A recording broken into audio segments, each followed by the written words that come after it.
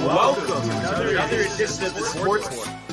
And we are back. We got the full crew in the house. That is what it's all about. The Yankees, out of any team in the league, are the best equipped to handle a blow like this. I think there is a higher power at play here. He's due law of averages. That dude is the ultimate scrub. It's trash. Yeah. Every person you have in there is fucking trash. Next game, you're going to see a big performance. You can see it in the end of the game, and I'm just totally stoked and excited for this. And we are back. Welcome to another edition of the Sports Board. And once again, it is the Barnes and Tony Show. Anthony, how are you, my friend? Oh, I'm doing great, baby. Happy Friday, even though it's doomy and gloomy out there, man.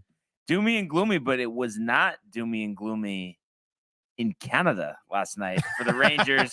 Talk about that in a little bit, but we know it's Friday. It's about the football. Lot to cover, Tony. Lot to cover. Oh, wow. Action-packed. So let's just get started in the world of the National Football League. 6 for 101, 2 touchdowns. Uh-oh. To Evans. Touchdown, Tampa Bay. How about that throw? Sam Darnold blasted. Oh, my goodness. Did he take a hit? In trouble. What? Brings him down. Lost one from Odell Beckham Jr. Got it down. Touchdown. All right. So the big news coming out of the NFL yesterday evening, an official ruling that the Bills-Bengals game from Monday night will not be resumed and will be canceled, which, resulted in some stipulations for the playoffs, which are very confusing. Very confusing. And I will do my best to summarize them just in terms of, what the exact scenarios are. But pretty much They just don't want there to be a disadvantage that one team, specifically relating for the most part to the AFC Championship game, that one team has an unfair advantage that they get to host the game as a result of this Bills-Bengals game not being played.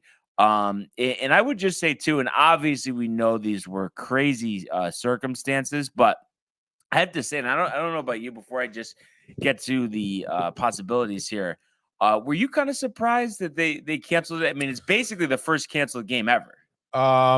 Honestly, yeah, I was very surprised, especially because, obviously as people typically do, they speculate as to what, circumstances could happen. And it seemed to me that, the axing of the Pro Bowl or just the skills challenge or whatever was going to take place and games would be moved back, accordingly.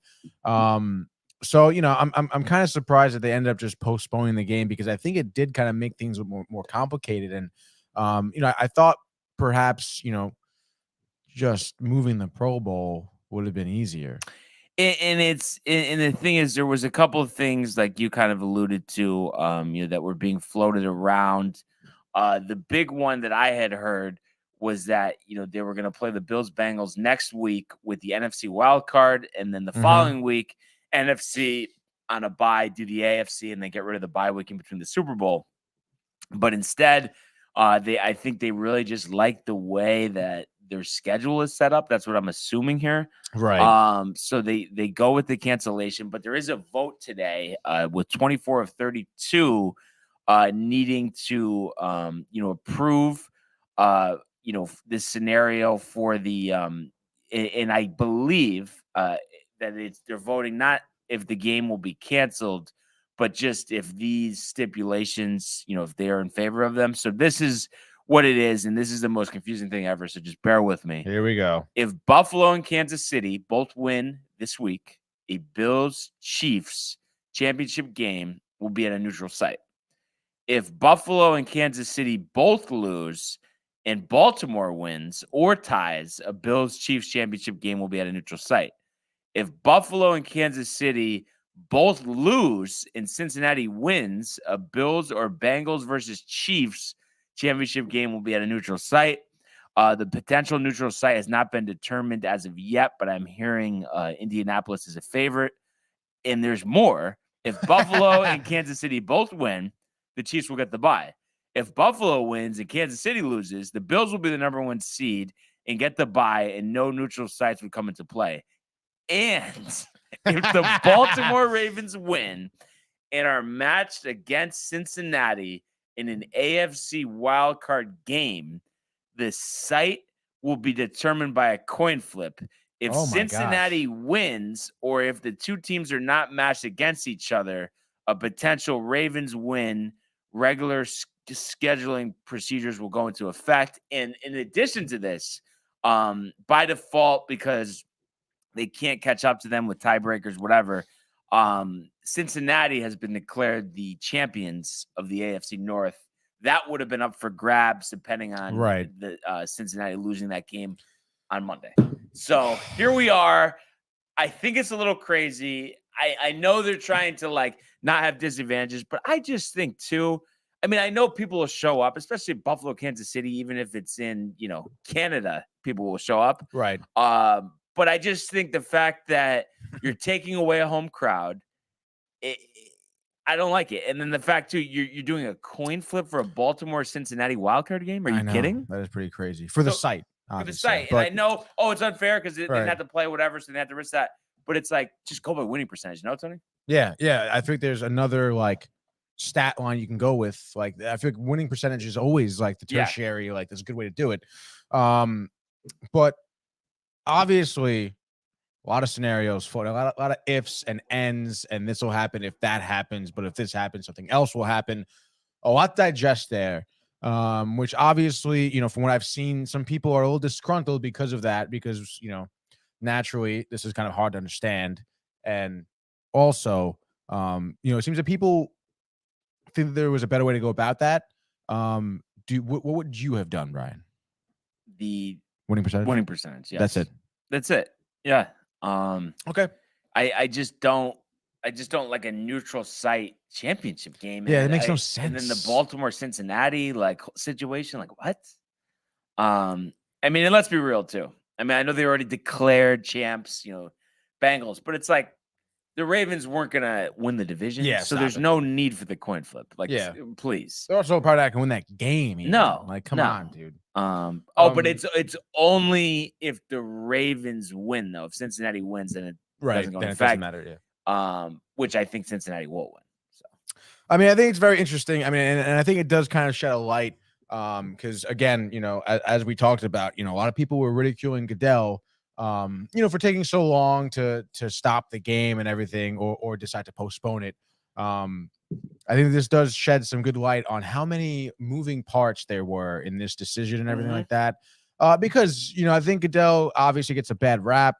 With the NFL being commissioner and everything for some of the bonehead decisions he makes.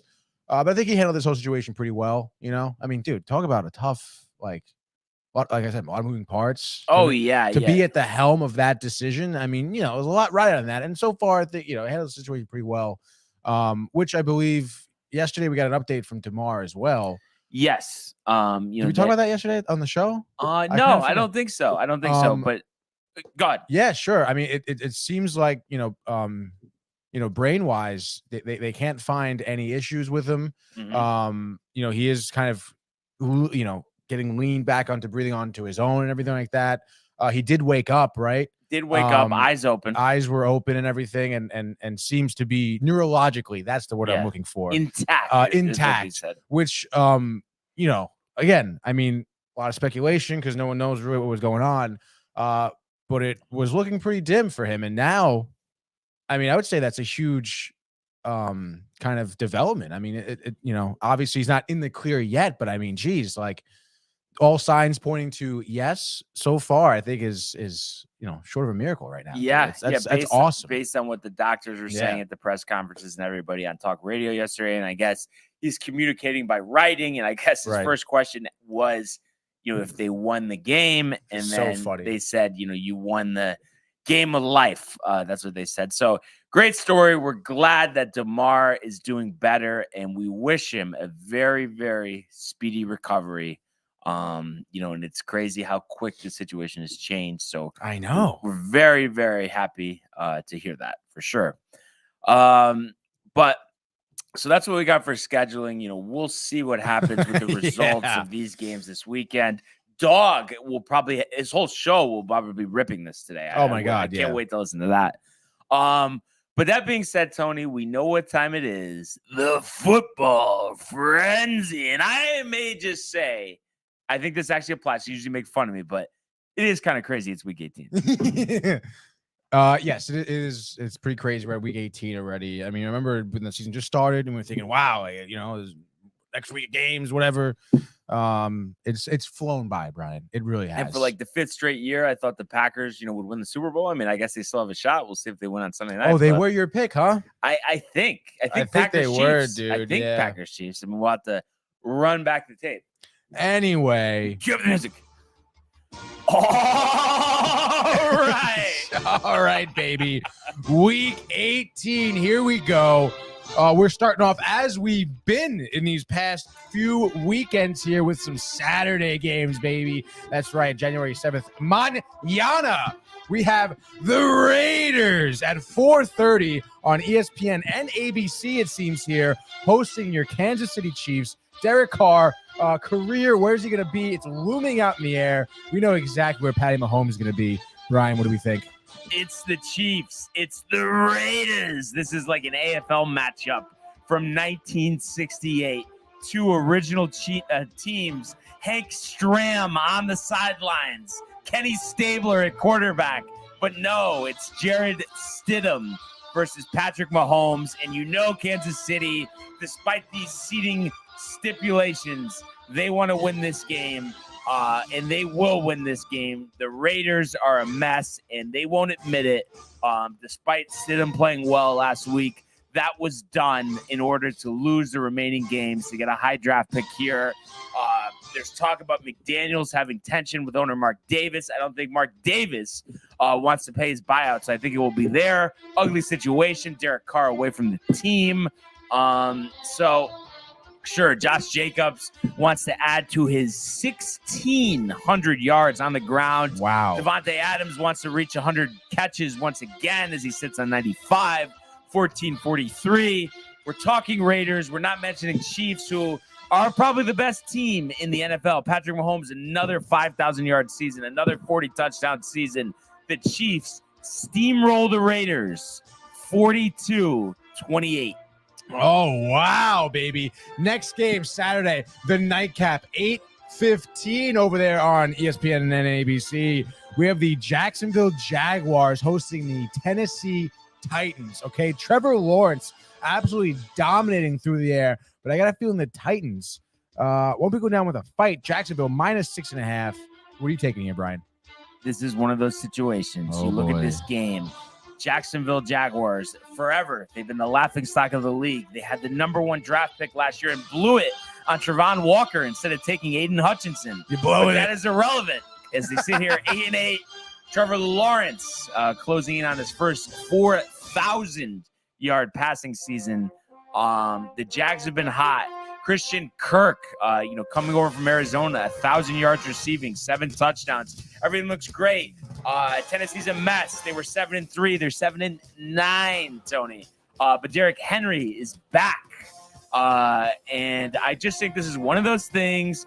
Jacksonville, when not much is expected out of them, they win games. When stuff is expected out of them, they lose games. And I think Derrick Henry, despite Josh Dobbs getting the nod at quarterback for the Titans, I believe it's only his second career start, the Tennessee Titans will find themselves champions of the AFC South as they win this tight game 13-10.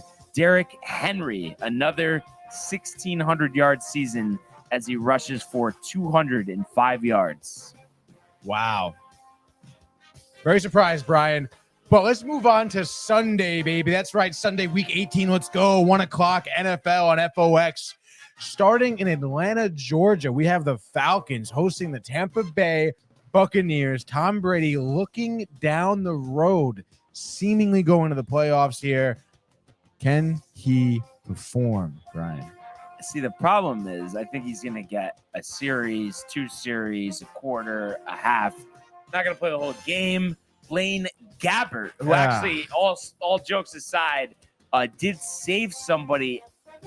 This is like a crazy story. He was on a jet ski, a helicopter, a plane crashed, and he brought the people to shore. I mean, Are you unbelievable. serious? Yeah, you have to look that one That's up. fucking. He's Batman, dude. So Blaine Gabbert, started out his career complete bust, being drafted in the first round by the Jags. Got to give him props for that. He's learning under Brady. Maybe he knows something. Maybe he doesn't, Tony. So the Buccaneers do not care about this game.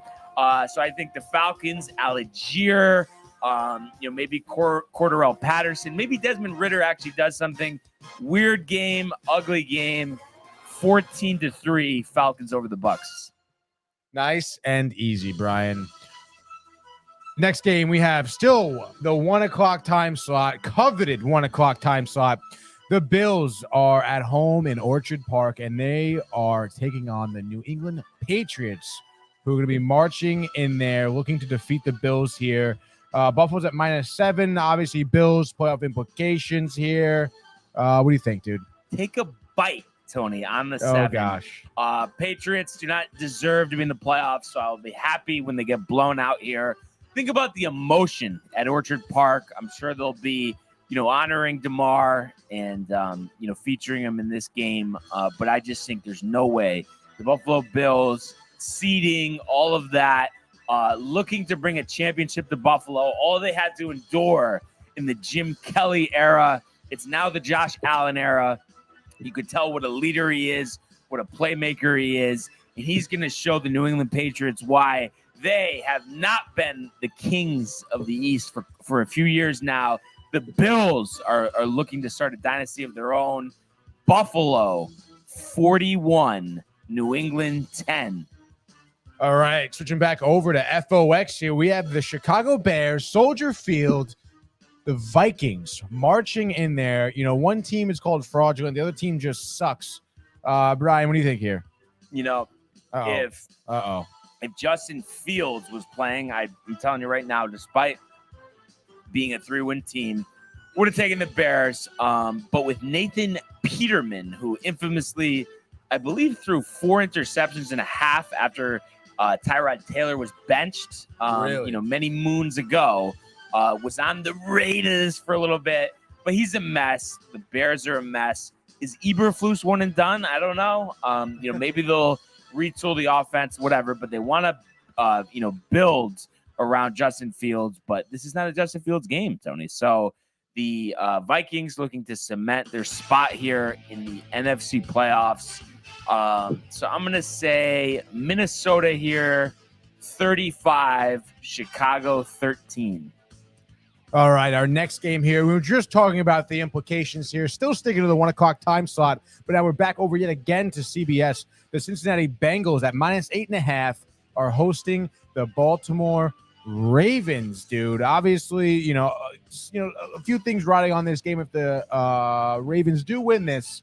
But, I have a feeling Brian's going to agree with me where it's looking pretty dim for them, dude. Yes, not that dim in terms of that they will be in the playoffs, but dim in terms of, Lamar looks like he's not going to play once again. And then the Bengals, they were part of that game with Buffalo. They're going to be emotional. The crowd will be emotional. Joe Burrow wants to get back to the big game. He wants to win the big game. But for now, he'll settle with eliminating the coin toss, Tony, as the Bengals defeat the Ravens 24-3. All right, this might be next game here. My game of the day here, believe it or not. The Indianapolis Colts are hosting the Houston Texans here. Is Matt Ryan starting? We don't know, dude. How is Texas going to be? Indiana -2.5. Over under set at 38. I think this might be one of the closest games we have this weekend, to be honest. What do you think, Brian? Nick Foles injured. Sam Ehlinger in. And Indy, without Jonathan Taylor, goes to Zach Moss. And it's interesting because obviously the Colts, want to have as high a draft pick as possible, get that replacement quarterback there. But the Texans, with a loss, would clinch the #1 pick in the NFL draft. The Bryce Young sweepstakes for now. I know these teams tied back in week 1. So kind of interesting. Wow. You play week 1, you play week 18, and the Texans were trash in week 1. They're trash in week 18 now. The Colts thought they might make the playoffs in week 1. Mhm. They're looking at, possibly a top 5 pick. Neither wants to win. Somebody has to win unless we're going to tie, which would be crazy. But I'm going to say the Colts Saturday. He wants another win before he goes back to announcing. So give me the Colts here 14-10. A late touchdown to give the Texans Bryce Young. This will be a moment that we all look back in history. What could have been had the Colts lost, higher draft pick, this, that. Maybe they get Will Levis from Kentucky. And he's a bust. So just think about that. Okay, next game here. This is going to be Brian's game of the day, even though I feel like he's kind of salty about it still. Miami Dolphins, Jets marching in there to Miami. I got a feeling the Jets are going to be partying more than thinking about playing this game here, though. But nonetheless, 1 o'clock, these two teams are kicking off. Miami at -2, as we know. Tua, right, not playing? Tua not playing. Teddy Bridgewater not playing. So Skylar Thompson getting the nod for Miami. Mike Glennon, Mr. Neck. He was on the Giants a couple years ago. He's been on the Bucks. Mike Francesa was always high on him. Never got the job done. He's the backup quarterback. The Jets dealing with some injuries of their own. Mike White, limited in practice. There's rumblings. Rich Cimini tweeting today. Kind of anticipated Joe Flacco will get the draw here. And possibly his last game in the National Football League at 37 years old. Is that just like a respect thing? Maybe. He's had good games against Miami before. And it's one of those things. I feel like it's just the Rams game from a couple years ago. No need to win for the Jets. Yeah. But you know that they're going to win. Probably playing their best game in 5 or 6 weeks. The Jets, 24. Miami, 14. What a collapse by Miami. We think the Jets collapse is bad. Miami, we're thinking maybe number 1 seed in the AFC. They will be on the outside looking in, and this opens the door for the Pittsburgh Steelers, which we'll get to in a second, to make the playoffs after starting the season 2-7. All right. Well, I mean, you said we'll get to it in a second, so we're getting to it right now. The Cleveland Browns are going to be in Pittsburgh against the Steelers. Still the 1 o'clock time slot, by the way, guys. What do you think here, Brian? This is crazy. You look at it, the Browns completely, especially offensively, light years ahead of the Steelers, but the Steelers defensively have really stepped up their game, over the last couple of weeks, the late drives. You think about that game on Christmas night against the Raiders, Derek Carr's last start as a Raider, and just what they've done to win these games the last few weeks. So you look at that, and Mike Tomlin, very proud despite the slack he hears in the Pittsburgh media about not winning a playoff game since 2016. He's going back to the playoffs. The winning streak is intact. The Pittsburgh Steelers, like they have the last month and a half, an ugly win, but yet a win.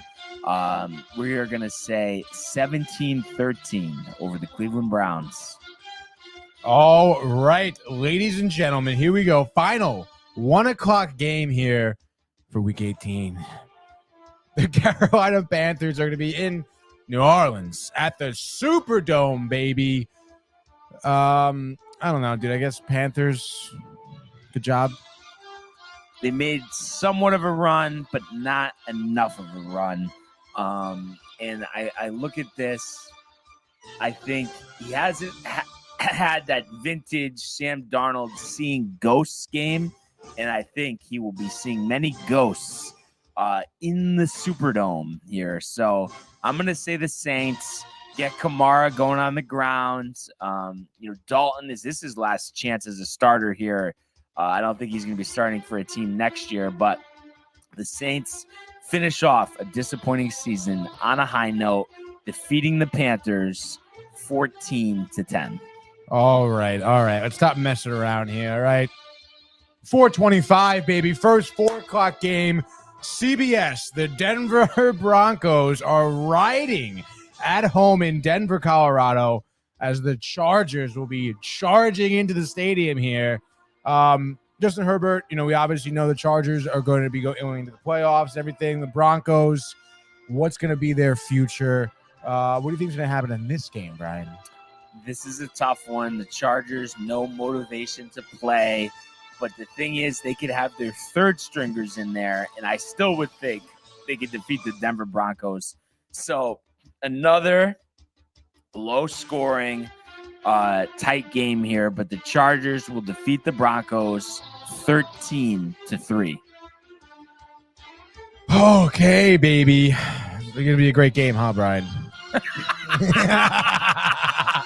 All right, let's get to the real game here. 425. Talk about playoff implications here. Your New York Giants are going to be at Lincoln Financial Field in Philadelphia, playing the Eagles. Brian, don't interrupt me here. Brian, what do you think's going down here? So this is interesting. So the Eagles come in here a win, number 1 seed, NFC. Once again, you think about all the championships games over the years held at Lincoln Financial Field, Veterans Stadium back in the day when Donovan McNabb was the quarterback. I haven't seen the clarity here in terms of, is it Hurts, is it Minshew, but I think the biggest thing here is needing to win. The Giants winning doesn't do anything for them. You don't want to get Jones hurt. You don't want to get Barkley hurt. But Tyrod Taylor, he's had a rough go of it since his lung was punctured. Seems to just not get his opportunity, get injured at the wrong time. So he's going to get an opportunity to play in this one. And I guess they're saying Hurts will play. So you think about all that stuff. Philly, I think just light years ahead of the Giants. 14, though, is too rich. I think it'll be closer than that. But give me Philadelphia here, 28-21. All right, looking at these 4 o'clock games here, I'm absolutely loving it. Continuing the 4:25 time slot here on FOX, the Cardinals are going to be at Levi Stadium in Santa Clara, California, playing the 49ers here. Purdy starting for 49ers, obviously. They can do well. Yeah. What if I told you, Tony, for the year that David Blau would be starting the Week 18 finale for the Cardinals as they were going for their 5th win of the year against the 12-4 San Francisco 49ers with Brock Purdy at quarterback, gunning for that number 1 seed. I feel like they'll end up with number 2. The line is 14 for a reason. The Niners didn't like all the points that Jarrett Stidham and the Raiders put up last week. I think they really want to ride a wave of momentum going into the playoffs here. 49ers, 31-3 over the Cardinals. Cliff Kingsbury fired as he's walking off the field. Wow. Call him Herm Edwards. Oh, that's too bad here. Next game. All right, we're chugging along here, Brian. Week 18. Did I mention that? 4:25 still on FOX. You have the LA Rams over there in Seattle at Lumen Field. Seattle only -6 here. Kind of surprised. But what do you think? Geno Smith kind of on the down ski here? Interesting. A loss would eliminate Seattle from playoff contention. And I just wanted to mention one thing because you asked me a question. I wanted to answer it. Do you remember what it used to be called, the field there? What it was for years and years in Seattle. No, the Seahawks. no idea. Century Link Field, Tony. Century Link. I hate when they change these names. I swear to God, it bothers me. It bothers me. What is Century Link? I don't even know. But it's just one of those things that floats. Like the Staples Center, right? And now Heinz Field. I don't even know what it's called, but it's not called Heinz Field. Or the Dunkin' Donuts Center in Providence. I know. It's Amica Mutual Pavilion. Stop. I kind of like Lumen Field though. Lumen. You think they're looming or lurking? Yeah. So this is interesting. So you look at this. The Rams are so bad. Baker starting, Seattle needing to win to get in. So you think about all of that, but then you just think about the fact that even with a win, the Packers would have to lose for Seattle to get in. But also the NFL, I'm just saying, I know it sounds a little crazy, and you know me, I'm not Mr. Conspiracy when it comes to sports, but a Rams win would really up the stakes here for that Lions-Packers game, because the Lions would be able to get in with a win. Without that, they will be eliminated before kickoff. So that makes things interesting, but I don't know. I mean, I think the Lions under Campbell will play hard anyway. But that being said, I've just seen a lot of chatter about expect the Rams to win. So Gino in a big spot. I mean, we've seen that before. I know he's had a great year. Struggled a little bit in the second half. Rams find a way. Baker Mayfield, auditioning for teams this offseason. 275 through the air, 3 touchdowns. The Rams, 21-20, winning the game virtue of a Jason Myers missed extra point with 10 seconds left. The Rams get their 6th victory of the season, ending a horrible season on a high note. All right, here. Let's keep going. Last game in the 425 time slot over here at FOX. You have the Washington Commanders hosting the Dallas Cowboys. Dallas is here at -7. Obviously, the Commanders talking about trying to take a deep shot here. What do you think, Brian? So Dallas, in this game, I guess I want to say they still have a shot at the NFC East if the Eagles lose. Right.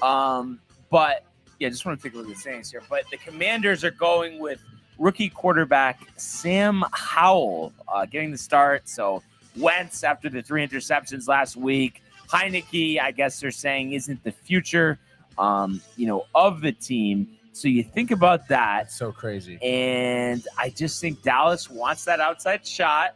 Maybe the Giants want to stick it to the Eagles, the Deshaun Jackson revenge, all of that. So I'm going to say Dallas, rookie quarterback, stout defense. They want to prepare themselves for that playoff game, for that disappointment. No disappointment here, though. All over the Commanders. I think 2 pick sixes in this one. We're going to say Dallas 38, Washington 10, Ron Rivera, tarmac. You know the deal. Oh. Terrible coach. Not a good coach. No, he is, but still, you hate to see it. Yeah. All right, let's go, baby. Prime time, 8:20 p.m. on NBC. You know who's commentating the game. It's the Green Bay Packers at Lambeau Field. They're not going to change that name. Hosting the Detroit Lions. You know the implications coming into this game. A lot riding throughout the day for the Lions. So I would imagine, like Brian said, regardless of what happens, the Lions are still going to play hard. So, I mean, matter or not for the Packers here, I guess. But what do you think, Brian? Well, I have to ask you, has this script already been written? I don't think so. I'm just saying. Why you think? Mark this down. Take some notes. Rams Take some notes, all right? No, what were you going to say? You think Rams definitely win? Lions Rams win? definitely win. No, Lions aren't going to win this one. No, they're not going to win this one. No, but I'm saying at least they'll be alive. And this is I'm telling you, this is what's going to happen. The Lions are going to come out hot, slinging the ball. We've seen the Packers play good defense recently. And I can't believe Aaron Jones only has 2 touchdowns. He had like 20 a couple of years ago. But anyway. Wow. Right? 2 touchdowns? Yeah, 2 touchdowns. But anyway, the Lions are going to come out hot, score on their first 2 possessions. Packers go 3 and out. So the Lions will be up 14-0. Mason Crosby at the buzzer at halftime will make a 51-yard field goal. And then, it'll be 14-3. Lions come out second half, get the ball, score to make it 21-3. And then Rodgers leading them down the field, 3 consecutive touchdown drives. The final one with 7 seconds remaining, he's going to hit Christian Watson in the corner of the end zone. And I wish Al Michaels was calling the game because he would be so riled. And the Packers win the game, go from 4-8 to 9-8 to get that vaunted number 7 seed in the NFC playoffs, which will deliver them yet another matchup with the San Francisco 49ers. That's going to be interesting. You would think they get blown out. We'll have to talk about that when the time comes, Tony. But give me the Packers here completing the run. And Rodgers as well, last week of the season, 3-0 when needing a win to get in. Wow, just like that, week 18. Did that make sense to you? It did. All of that? Did you hear that Rodgers got a new girlfriend? No, I didn't. Oh. I heard he doesn't like to talk to her, though. because he's just such a nice guy. Tony, lay it up a little bit. Jeez. Apparently, it's the daughter of the Bucks owners the Glazers. Who? The Milwaukee Bucks. Yeah. Oh, okay. I don't know. I thought you were saying Tampa Bay. Bucks, Oh, wow, that'd be crazy. No, yeah, Milwaukee Bucks owner. I mean, I guess good for him, but you think maybe a little distracted? Newfound love? No, he's riled about the run. He's been miserable all season. I couldn't imagine he's pleasant to be with Rodgers. She's? No, him. Wait, I don't understand what you're saying. You said you couldn't imagine he's pleasant to be with Rodgers? I couldn't imagine he is pleasant to be with Rodgers. Like Rodgers is not pleasant to be with. I can't imagine Rodgers is pleasant to be. No. Okay, that was out there, cut and dry. Come on, dude. Yo, let's get a little crazy here, Tony. We're gonna go 4 picks. Go. Don't look it up. Huh? Off the top. Really? I can't look it up? No, I'm kidding. I'm gonna look it up, dude. This is ridiculous. Okay, so my picks. Let's see here, dude. Give me the Seahawks. Yep. I'll take an easy one in the Chargers. You said how many picks you say? 4. Sheesh. And then give me the Jaguars. Yeah, because you said Titans. No way. Yep. Why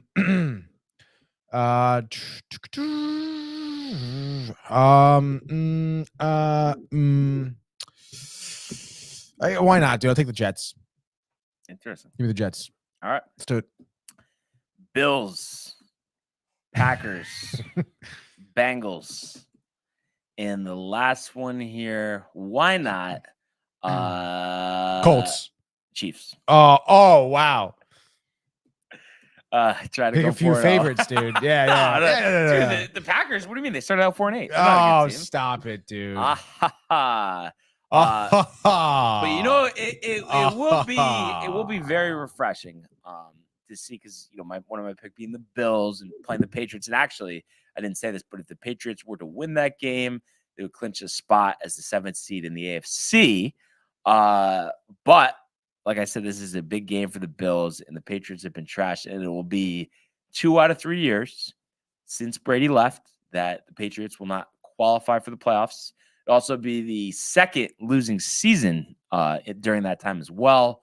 So Belichick showing a little rust and showing that he most definitely underrated the impact of not having Tom Brady as quarterback. Oh, yeah. He really did believe, though. I'm not kidding, that he thought it would be a seamless transition, that Brady was only declining, and his success was his player selection, his scheme, his coaching staff. And I'm sorry, but I think it's more had great defenses were great. Right. That, but it was Brady, no? Yeah, I mean, I guess so. I mean, I feel like his scheme is good, I suppose. I mean, how good is it now, though? But I mean, well, I'm just saying, like, I mean, his coaching staff is also like different. I feel like it's not as strong as what it was when Brady was around. But I just don't understand Patricia as the offensive coordinator. Yeah, I don't know. But also, I mean, correct me if I'm wrong here, but I also cannot picture Belichick like sitting down with a young quarterback like Mac Jones and, telling him that, hey, like we don't want you to be Tom Brady. Like, we want you to be Mac Jones. Like, you're our, I can't see him like giving confidence to a young, I can't see him saying that. Iron fist. Right. I feel like he's just an emotionless person who like is not really conducive to bringing in like a young quarterback who's, maybe a little fragile, has a lot of pressure on him and filling in big shoes, like, yeah. Right. Yeah. I don't know. To me, it just doesn't seem like there's going to be a swan song for Belichick as he wraps up his career. And I think, listen, I mean, you can't take away the accolades, but there's going to be some mention, track record without Brady, the cheating stuff. So it's kind of interesting for a guy that, modern day, everybody considers the best coach of all time. I think there's some questions. Yeah, no, I think so too. So, you think he turns it around?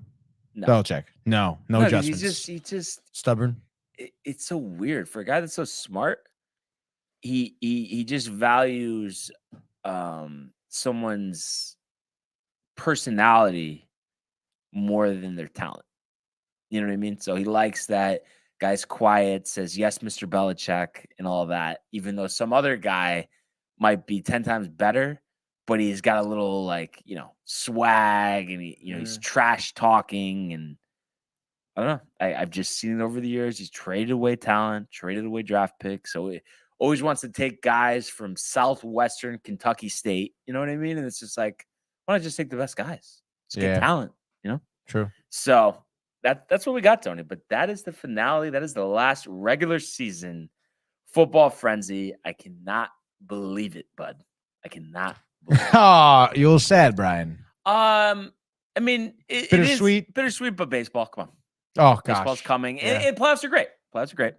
So can't wait to talk about all that once we have all the matchups, this and that, Tony.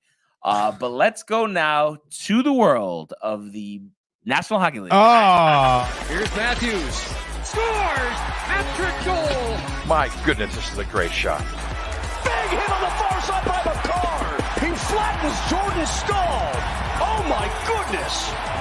Gets the gun right back. Terrifying and robbed by Shesterkin. That's brilliant from Igor Shesterkin. It's a breakaway to win it in overtime. McDavid scores! The winner in overtime!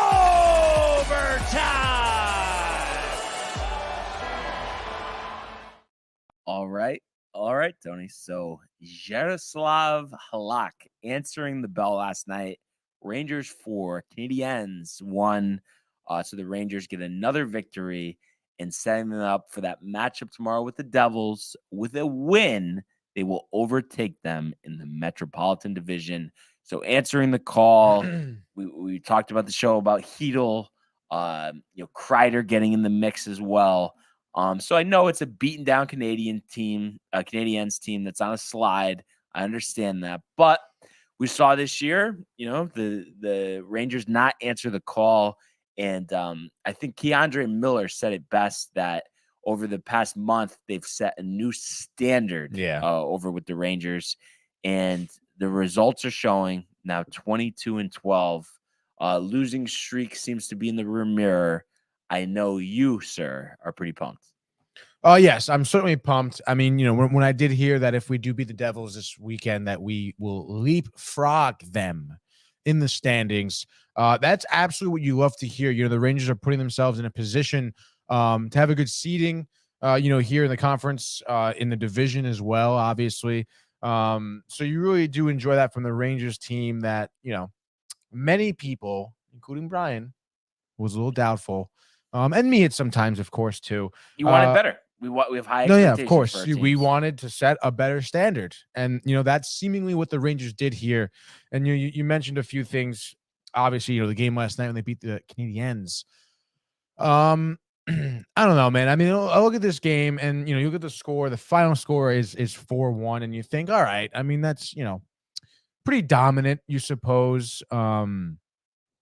It is a shame that the Rangers kind of lost, or Halak lost a shutout in the last couple of minutes. But it's their backup tender. He doesn't need to get shut out. Doesn't matter, dude. Bolster the stats.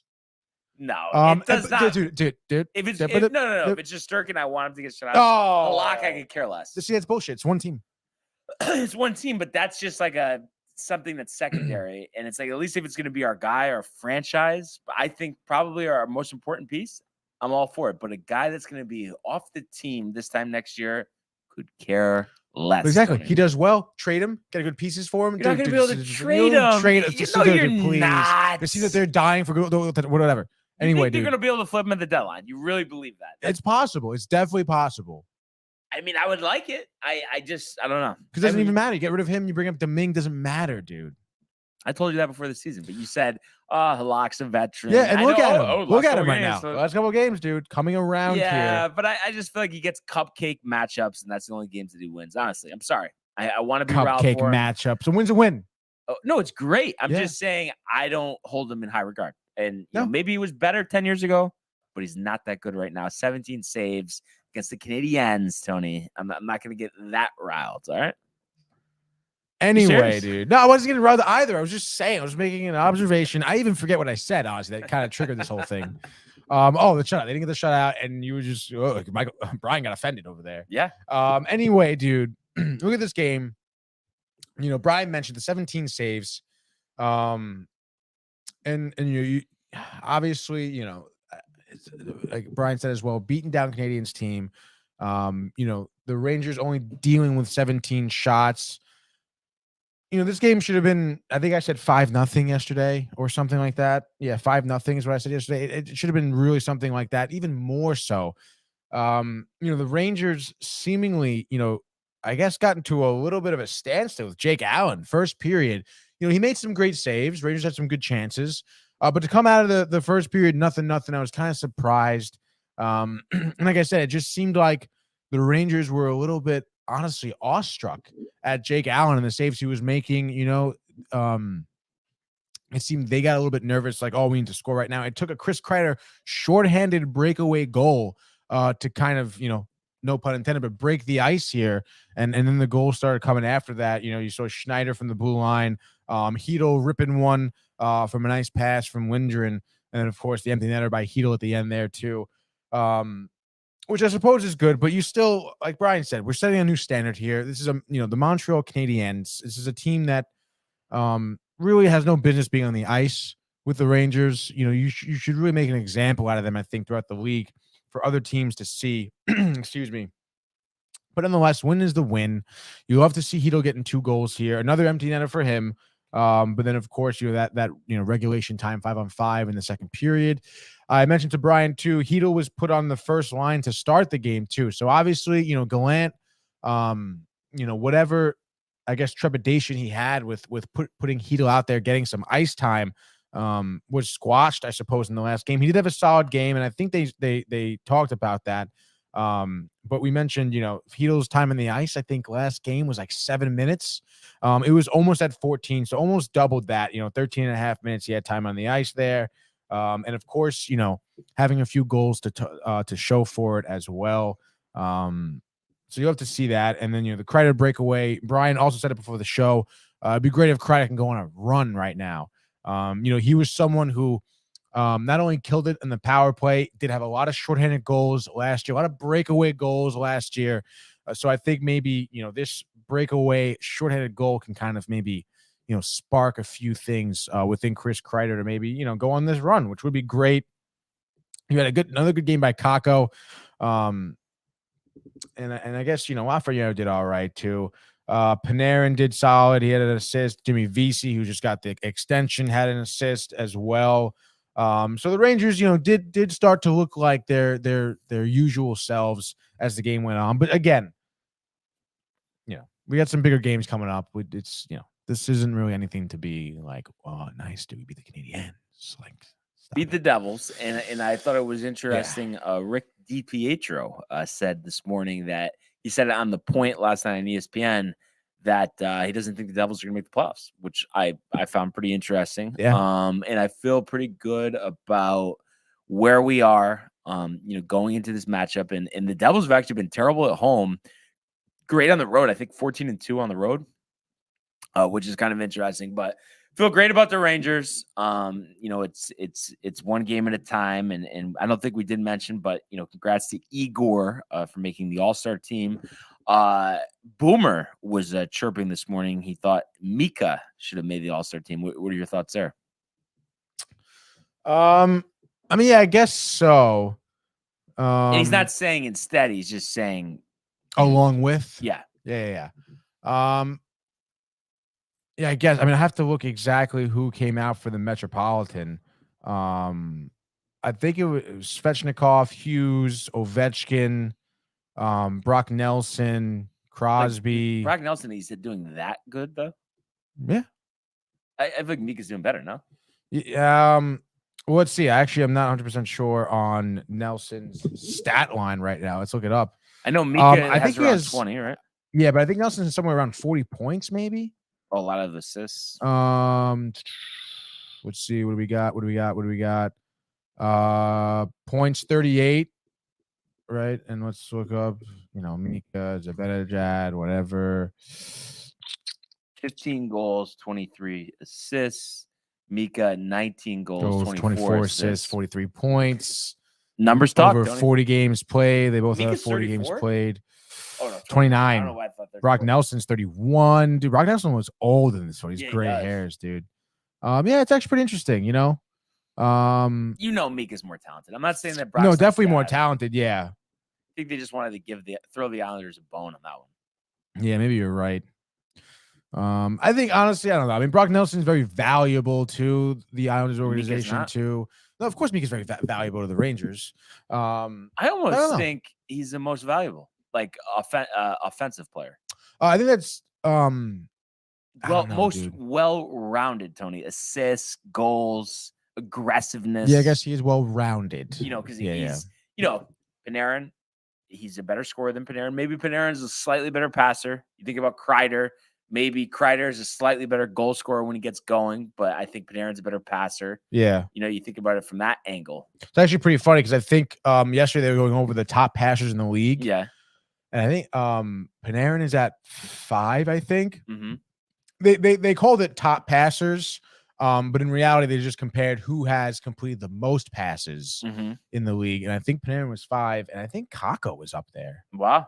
As well. Maybe that's why he doesn't have more goals. So, honestly, that's kind of something you want to see, especially with we've seen, a lot of games talk about how, the Rangers spreading around the wealth in terms of goal scoring.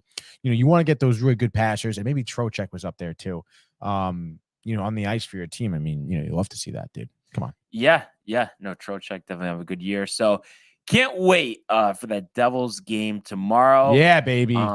So good stuff. And then we have to give a shout out, in a win in Carolina, to our surprise, Saros, Tony, not 34, not 44, not 54, but 64 saves against the Hurricanes, willing the Predators to a win here. You think about that type of shot volume, easily this could have been an 8-5 win for Carolina. Oh my God, dude. 64 attempts here is kind of outrageous. I believe he was the second goaltender in the Predators franchise history to do it. Maybe even the first. I think he's the second goaltender in the league to have that many saves and the win.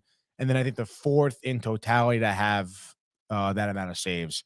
So, something that, obviously, you don't see every day.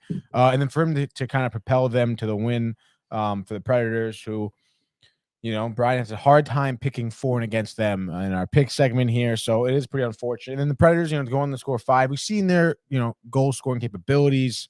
I'm interested honestly to see where they're at, the Predators in like some standings here. Just looking here in the Central Division of the West. They're like 6th here. Yeah, 17 and 14. So I mean, they're not bad. Out of it. 40 points here, yeah. Especially with the way that the West has been going to. You suppose you never know. They're looking at Colorado, St. Louis, and Calgary being the closest to them. So they could go on a run and squeeze into a wild card spot for the playoffs, something like that for sure. Yeah, so that's going to be interesting. And then one other thing before we get to our picks, I think there's 6 games tonight, so we'll do 3 apiece. How about the Avalanche? Another loss. Oh, dude. 5 in a row, this time at the hands of the Vancouver Canucks. Is this rock bottom for Colorado? I think so. I mean, I feel like this is maybe the second or third time they went on a pretty significant losing streak. And I think McKinnon's back. Correct me if I'm wrong, but I'm pretty sure he's back. Yeah, he's back. Yeah. 25 minutes of ice time yesterday. Jesus, dude. Rantanen 23. 25. Lekanen had 23. That's a lot, dude. Johnson had 22. McCarr had 30. Wow. Taves had 27. Is that Jonathan's brother? I don't think they're related. Gorgie had a nice game. Yeah, I guess so, but still, I mean, yeah, he 39 saves in the ninth, but Colorado, inability to score is something you never say with Colorado. I guess, but even so, dude, I mean, it's kind of ridiculous. And this is actually the second time the Canucks beat the Avalanche this year. Yeah. So, Colorado's struggling here. They got to switch it up, figure something out. As we do have a comment here. Michael says, let's go Devils. Michael. We appreciate you tuning in. Oh, Brian's got that tone on him. Devils are concerned. We'll pass it to Tony. What's your thoughts there? I mean, tread lightly, Michael. Very lightly. They're on, again, also no pun intended, Devils on thin ice over there in New Jersey, dude. And your guy, Rick DiPietro, is saying they're not making the playoffs. So. Rick DiPietro and Dave said that too this morning. Dave Rothenberg. So maybe it's that new time slot, messing with their psyche. I can see Michael saying that. Oh, yeah, definitely. Yeah. But I don't know, man. I mean, obviously time will tell. Big game for the Devils and the Rangers this weekend. Huge contest here, Michael. And the Devils struggling at home, boding well for the Rangers. So, oh yeah, bud. We'll have to see what happens there. No Rangers tonight, obviously, with the game at the Prudential Center tomorrow. But like I said, 6 games on the slate here on a Friday night, which I feel like almost a little heavier than usual. I feel like Friday is usually a pretty light short night. Yeah. But 6 games, not too bad. Not the best matchups. Some teams on a back-to-back, some struggling teams, some bottom feeders. I mean, I still think there's good matchups here. You think about, Lightning Jets, good. Islanders Flames is probably pretty, close. Predators Capitals. Preds Caps, even Panthers Red Wings, dude. I know the Red Wings got fucking smashed, but Red Wings, they're better than what they did against the Devils. Erik Karlsson against Troy Terry, a battle of the vets. I think Erik Karlsson was the best passer in the league. There you go. So think about that. How about 40 assists? Think about that. There we go, dude. Passing. That high. If without that high salary, he would be a New York Ranger. Dude, he really should be. They can't. There's nothing they could do though. There's no salary they're gonna shed. No, nothing at all. But what do you got, Tony? I mean, we're talking about it. Give me San Jose. Why not? ESPN Plus, the Hulu game, 10 o'clock. Okay, set your alarm. 10 o'clock. You go on Hulu and you have a good time here. Battle of the Californian teams. Anaheim and San Jose. I mentioned Erik Karlsson. Give me 2 assists and a goal for Erik Karlsson tonight. Maybe Logan Couture, has a goal and assist as well. Timo Meier, another goal. Sharks. Oh, sorry. Go ahead. No. What? You think I like the Sharks? Dude? No. I was saying Karlsson. I've turned you into a Karlsson. Oh, stop it, dude. It's a resurgent season. I know I'm obsessing over it, but it is a resurgent season. Just give me the Sharks here. I'll say 3-1. You write that down? You writing this down, Brian? We were writing it down. Sharks, and sharks. Who do you think would win in a fight? A shark or a duck? Are you kidding me? Are we on water? Yeah, we're in water. Out of water. We're on land now. Sharks can't go on land? No, I don't think so, dude. No, I don't think so. So looking at this, I'm gonna pick the Lightning to bounce back. I knew it. I just enough with the Jets. I don't know. I don't know if it's there's just no one on that team that excites me. I just don't care about Connor Hellebuck in net. All right. And Connor at left winger. It just does not matter. As Renee, who chimes in. Hey, gang. And says, let's go Rangers. So Renee, on the right side of things, I'm imagining Michael's little disappointment. Yeah. Little disappointment there, but let's go. All right. So we love to see that. But anyway, give me the Lightning to bounce back. They have a great team, and the Jets, I think, will taper off here, especially after the break. So give me the Lightning 4-2 in Winnipeg. Ooh, in Winnipeg. I'm looking at this Coyotes Blackhawks game, and I just honestly don't really want to touch it. Give me the Red Wings here at home against the Florida Panthers. Kachuk over there for Florida, obviously leading the team in everything. Dylan Larkin over here in Detroit leading the team for everything. But you know what? I just think Red Wings got a kind of a bad rap here playing the Devils. And I think, Ville Husso bound to have a huge game for Florida. And I think Matthew over there for Florida is going to get kind of banged up by Detroit's physicality. I think they'll shut him down pretty well. And like I said, Husso for the Red Wings going to do pretty solid. I will just double check the daily face-off real quick. I know. Renee. No, you know what? Renee doesn't usually disappoint me. I know. Usually she's Renee, on the ball. What the fuck, Renee? Yeah. Just kidding. Let's It's go only Devils. right. Michael I'm definitely so- texted her on the side. Michael to was say like, Renee, you're from New Jersey. And then she was don't like, give oh, Tony no. what he wants. Don't do it. Son of a bitch. Anyway, dude, as I was saying, I don't want to go Daily Mail. Daily Face Off here. You're a big Daily Mail guy. No, absolutely not, dude.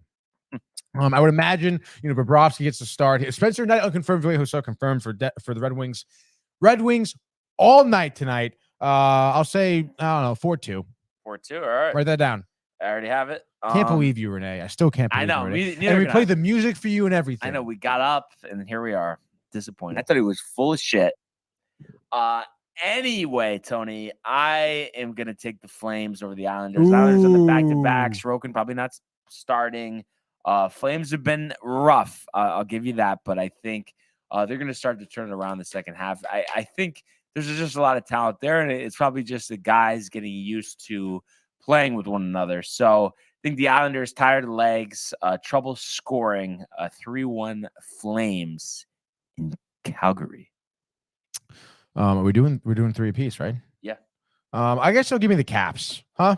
They're at home against the Predators. You just wanted me to have to take the Coyotes. Yeah, no, I want you to choose what you want in that game because that's going to be, I think, a tough get. For the Coyotes, a tough get for the Blackhawks. But I'm not talking about them. I'm talking about the Capitals here. Right. It's Ovechkin, it's Darcy, for the Caps, and obviously All-Star snub. All-Star snub. No.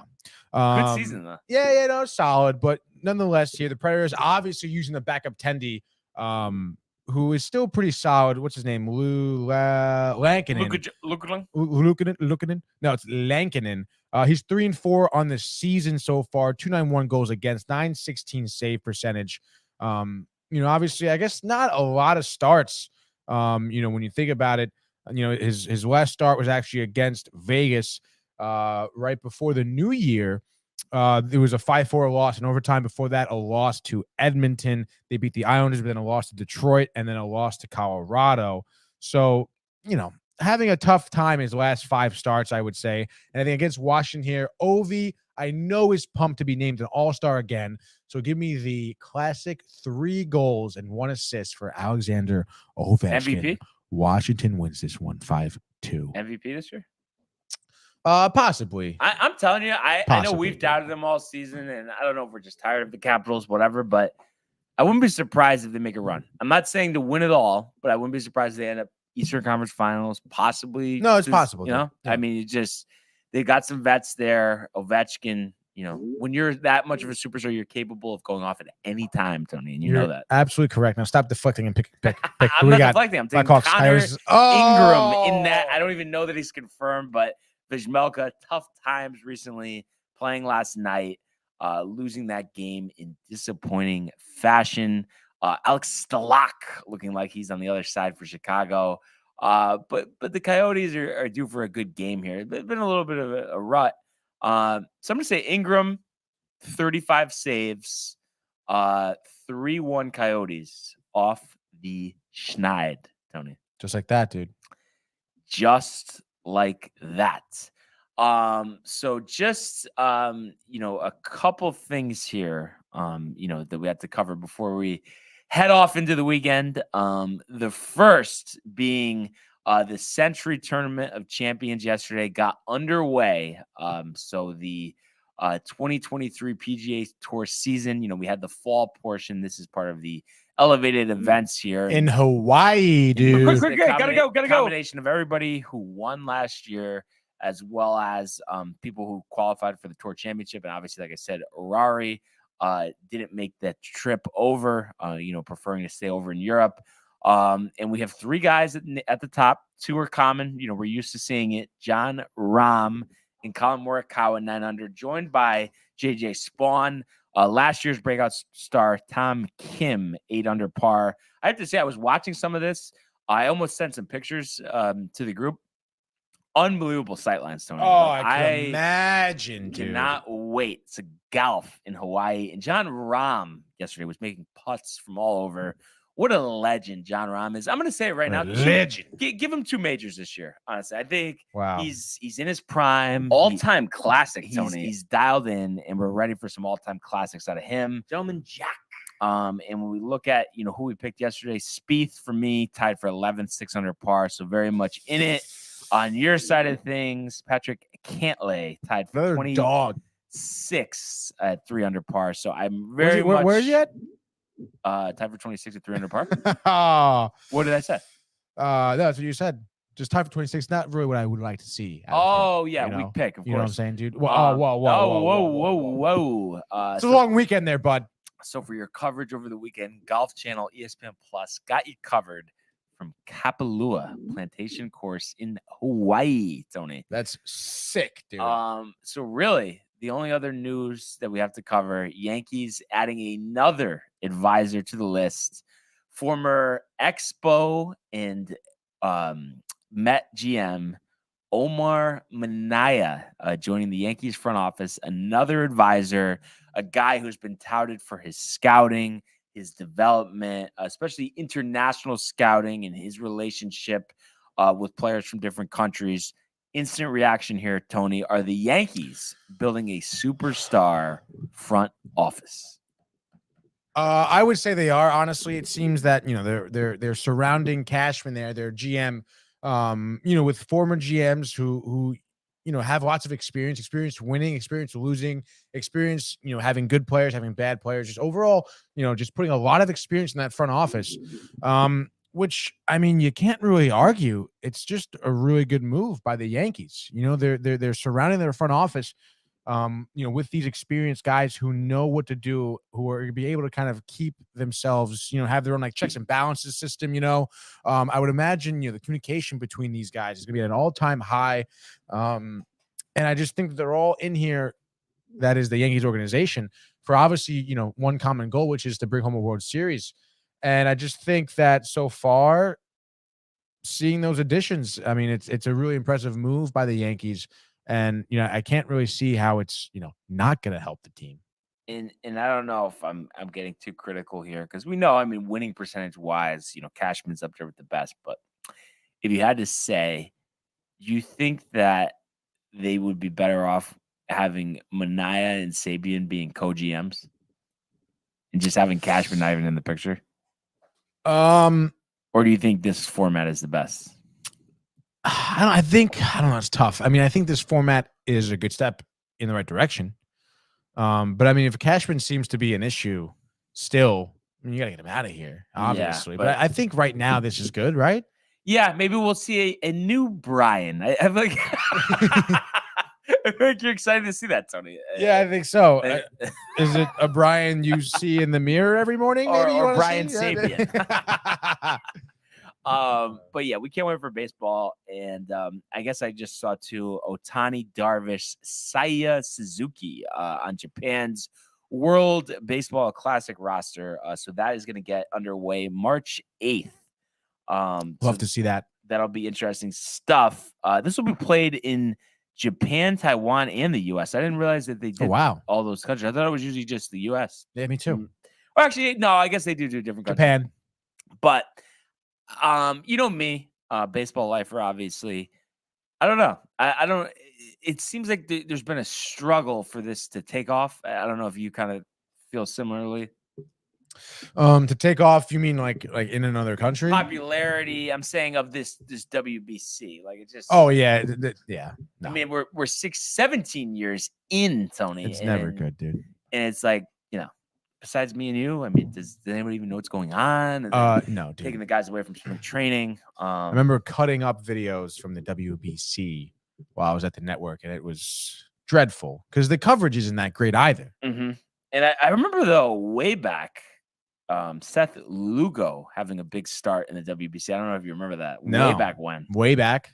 Yeah, and I at one point, I swear to God, I thought he was going to be a very good quality starting pitcher. He still could be. Yeah, I just feel like though the back and forth, and now that he's 30, probably 31. How they've aged so quickly before our eyes, Tony. But hey, I mean, he's getting what he wanted. He's out of the Mets now. Seemingly, will have a starting position role, in the MLB. So you never know, man. Resurgent year. Yeah, I'm wishing him the best with the Phillies. Yeah, dude. He is actually with the Phillies. I kind of forgot for a second. No, I don't think he's with the Phillies. Rangers.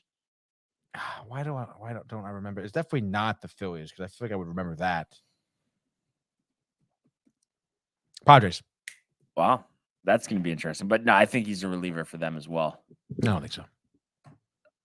I mean, they have a lot of starters, no? Right. I mean, obviously you got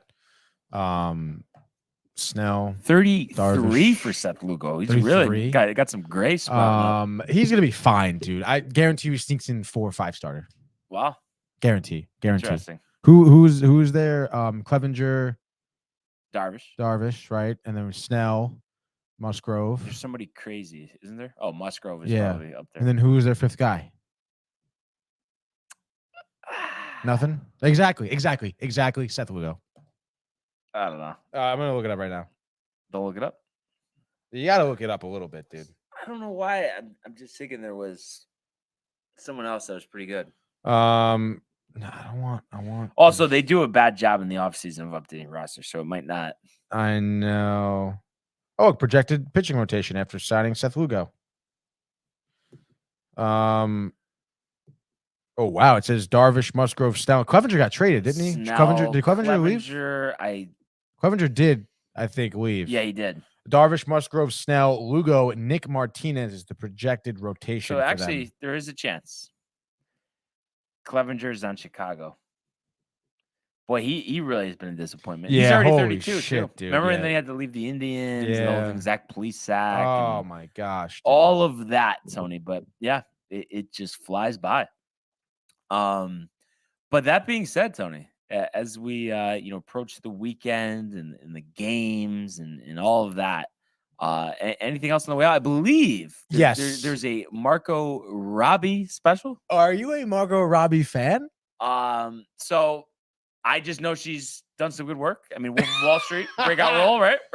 Yeah, no, absolutely. Wolf of Wall Street breakout role. I mean, it's actually funny we mentioned that, and I didn't realize it would be today, but today's the anniversary of. Are you aware of the movie I, Tonya? Yes. Today's like the anniversary of the whole, like, again, I'm not familiar, but she had hired someone to take out one of her contestants. Right. And today's the anniversary of all that.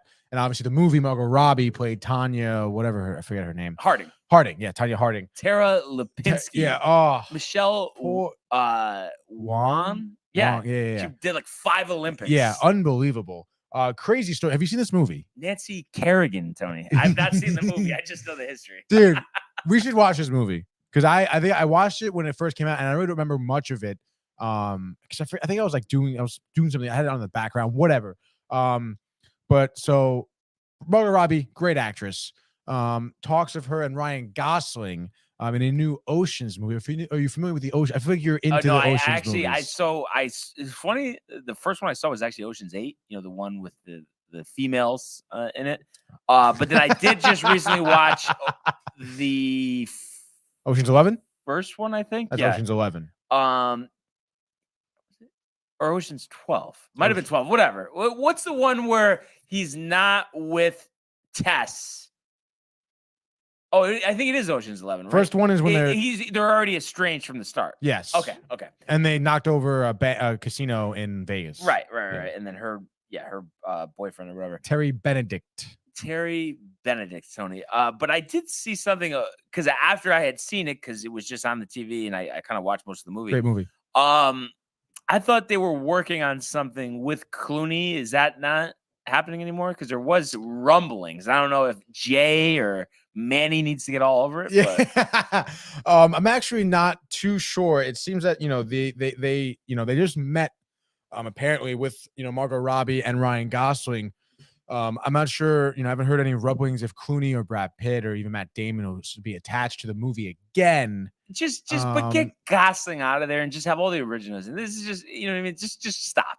Really. I mean, they're there. Is it Julia Roberts? Julia Roberts. Get her back. I mean, come on. All right. I mean, Ryan Gosling's a cheat. You really like Ryan Gosling? No, when that movie, I forgot what it's called, but Crazy Stupid Love? I think so. Yeah. And then the guy that he's like coaching, ends up dating his daughter. Yeah. Steve Carell? Steve Carell, yes. Yeah, but the slap and give me a drink. Stop. It's too much. Yeah, that movie, I mean, again, and I don't do The Notebook either. The Notebook sucked. Do you ever watch The Notebook? Do I look like I watched The Notebook? It looks like maybe Sam maybe you watched The Notebook, No. dude. I No? did not Oh, watch The Notebook. Well, good for you then, because that movie was terrible. But Ryan Gosling, dude, no, I'm telling you, there's some movies, Baby Driver, what is it called? Nice Guys, I think it's called too, with Russell Crowe. He's got some good roles out there, man. I think his best role is he could play Cliff Kingsbury in a movie. Oh my gosh. There's a resemblance. Look it up. Gray Man too, good movie. He's grown on me because I didn't like him either. Just like you, I'm telling you, he's got good roles out there. I could see him in an Ocean's movie, dude. So I'm very interested. Obviously, this is a pretty hot topic, hot button issue. We're gonna talk about that today, as well as a few other things too. A couple trailers we're watching. It's gonna be a good time. It's just Mike and I in the studio for screen time. Yes, Michael and I do together again. Good stuff. Everyone check it out. And if the producers are listening, George said he wants me to take his spot by the future. And by the future, yeah, okay, dude. But yeah, everyone stay tuned for screen time. Is that 12:30? 12:30. 12:30 from the downtown studios. So definitely catch that one out. Hour and 15. Go grab lunch. In 15. It's Friday. Maybe grab a beer. Maybe grab a beer. But once again, what a day, what a week, what a life. We really appreciate everybody tuning in and continuing to comment, like, and subscribe, checking out the archives on the YouTube page, Tony, Michael, Renee in costume, the merch, downtimetv.com. We want everybody to enjoy the day, enjoy the weekend.